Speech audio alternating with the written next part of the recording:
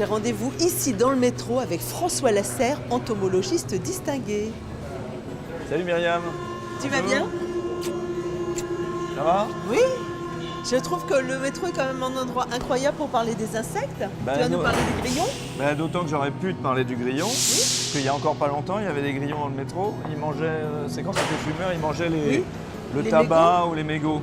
Mais maintenant, il n'y en a plus, donc du coup, je pense qu'ils vont Il n'y a aller les voir plus du dehors. tout de grillons dans le métro? Non, il y a quelques blattes, mais... Ah. Non, là, on va aller voir dehors.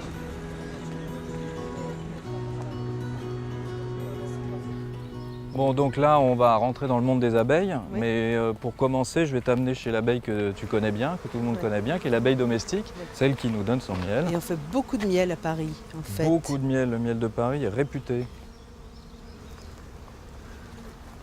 Là, tu vois, il y a plein de ruches qui sont à vocation pédagogique. Pour nous en parler, on va accueillir Thierry, qui est le président de la Société centrale d'apiculture. Alors ça, la fumée, ça brouille leur message olfactif, en fait. En fait, ça les prévient qu'il y a un danger. Et probablement qu'elles ont en mémoire ancestrale le danger du feu. Voilà, donc elles se préparent éventuellement à quitter la colonie. Et le deuxième phénomène, c'est qu'effectivement, ça brouille leur message olfactif, les phéromones, et en particulier les messages d'alerte et d'agressivité. Voilà, si j'ouvre ici pour la... Voilà, regardez, ça c'est plein de miel. Voilà. Et vous avez du miel sur les deux côtés. Donc, Il y a un mâle. Ici, là, j'en ai vu un autre. Oui, là. Tu vois, là, voilà, avec celui-là, les vous gros pouvez yeux. le prendre. Voilà. Voilà, vous pouvez le prendre parce que celui-là, il pique pas. Tu le prends tout doucement. Tout le corps, tu peux Ça, le c'est prendre. les mâles. Donc il y a des gros yeux, et puis il était plus gros que les filles. Voilà. Et en fait, on voit très bien les différentes couleurs de pollen. Ça veut dire qu'elles ont été butinées des tas de fleurs différentes. C'est ce phénomène-là aussi qui explique la bonne santé des abeilles en ville, en fait. C'est qu'il y a beaucoup de fleurs différentes, disponibles beaucoup plus longtemps qu'à la campagne, parce qu'à la campagne, on a tendance à avoir des grandes cultures, des monocultures, tandis que là, sur les balcons, dans les jardins, il y a beaucoup de fleurs différentes. Et ça, c'est très favorable aux C'est vrai. abeilles et aux pollinisateurs C'est en vrai, général. sauf si vous allez en Beauce, vous allez avoir 40 hectares de colza d'un seul tenant. Et quand il n'y a plus de floraison de colza, il n'y a plus rien. Oui. Et sur ces 1000 espèces d'abeilles que l'on trouve en France, combien vivent en groupe, combien sont sociales et combien sont solitaires? Alors, celle que tu as vue est sociale et fabrique du miel. Il y en a quelques autres qui sont sociales, sont des bourdons. Les espèces de bourdons sont des abeilles sauvages et sociales. Toutes les autres, donc 950 espèces, sont complètement solitaires. Le mâle, la femelle se retrouvent, accouplement, le mâle meurt et ensuite la femelle vient butiner et elle va s'installer dans des petits trous. Tiens, regarde, là, il y a une petite... Regarde, tu la vois celle-là? Ah oui, oui, c'est une oui, elle est petite toute antidie, tu vois, elle a des petites Oui. taches jaunes. Oui, elle est belle, celle-là, belle comme Ça, c'est une tout. petite abeille solitaire qui fait des nids dans le sol, toute seule. Donc, tout le monde s'en moque de ces petites abeilles parce qu'elles ne font pas de miel. Oui, Voilà. donc elles nous servent à Donc, rien. elles nous servent. Enfin, Alors, elles servent beaucoup parce qu'elles pollinisent largement autant que les abeilles domestiques, mais on en est moins conscient. en fait, toutes les bêtes que tu vois sur des fleurs pollinisent, participent à la pollinisation. Et du coup, si on n'avait pas tous ces insectes pollinisateurs, à quoi ça ressemblerait notre quotidien? En fait, on n'aurait pas de fruits et de légumes parce que les fleurs et les insectes des fleurs sont apparus en même temps. Donc une fleur, c'est uniquement un organe sexuel qui prévient les insectes « Ouh, venez me polliniser ». Ça veut dire quoi, polliniser? Ça veut dire transporter l'équivalent des spermatozoïdes d'une fleur mâle à une fleur femelle. Et ces plantes-là ont choisi un transporteur très précis qui est l'insecte. Les autres, certaines utilisent le vent, comme le blé, mais ces fleurs, toutes ces fleurs que vous voyez qui sont colorées, ont décidé d'avoir un transporteur très précis, un insecte. C'est pour ça qu'elles sont colorées d'ailleurs. C'est bien pour attirer les insectes à elles. La forme, l'odeur, etc., le goût, tout ça, c'est une indication pour que les insectes Oui, parce que c'est un la investissement pour la plante aussi. C'est un investissement en termes d'énergie que de faire des fleurs, de produire du nectar, tout ça pour attirer les insectes. Donc c'est pas...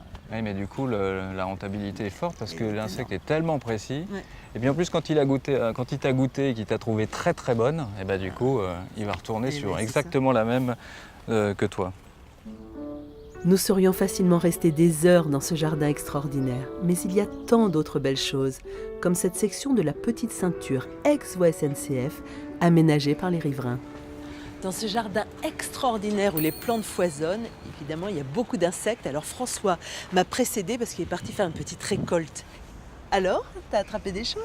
Alors regarde, je suis resté 5 minutes ici avec Ouais. toutes ces fleurs sauvages. Mais j'ai une diversité incroyable de pollinisateurs. Incroyable. Alors j'ai une guêpe. Parce que la guêpe, elle va sur La les guêpe fleurs. qu'on connaît. La guêpe que tout le monde commune, connaît. celle qui vit en société. Celle qu'on n'aime pas trop en fait. Hein. Oui, mais nous on l'aime bien parce qu'elle pollinise et elle mange des charognes, etc. Plus chouette, j'ai trouvé le modèle et la copie. Donc il y a une ouais. mouche. Une mouche déguisée en abeille pour Une mouche faire genre je suis méchante. Voilà, un cirque. Donc là, il y a l'abeille domestique et la mouche éristale qui ressemble à s'y méprendre au mâle de l'abeille domestique. On est quand même dans un milieu ultra urbain ici à Paris. Et ces bêtes-là, elles arrivent à trouver de quoi vivre, de quoi se nourrir. Ben, oui, comme quoi il suffit de laisser un peu d'herbe folle, de friche et tout de suite il y a une diversité qui arrive. Et là on est à 1, 2, 3, on est à plus de 10 espèces, ça fait 3 minutes que je suis là, enfin à peine 10 minutes. Allez, on va Et dire sur 2 mètres 1 mètre quoi. carré, et quand on regarde, voilà, et pourtant ce jardin n'est pas très vieux. Qu'est-ce que tu as trouvé, François? Alors, Un petit cloporte. regarde, un petit crustacé.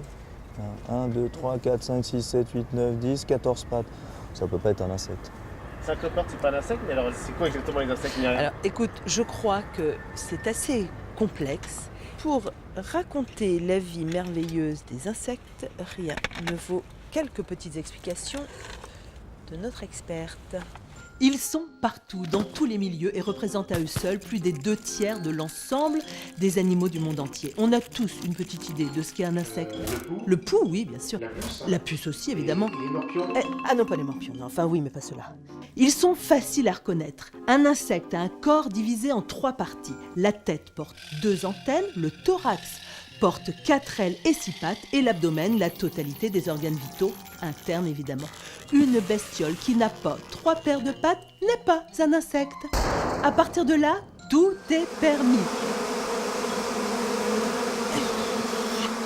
On distingue les différents insectes à leurs ailes. Ceux qui ont des ailes en écailles, poilues, cornées, membraneuses, puis aux pièces buccales des adultes. On connaît l'appareil suceur-lécheur de la mouche, piqueur-suceur du moustique ou broyeur de la fourmi ou de la guêpe. Tout un programme!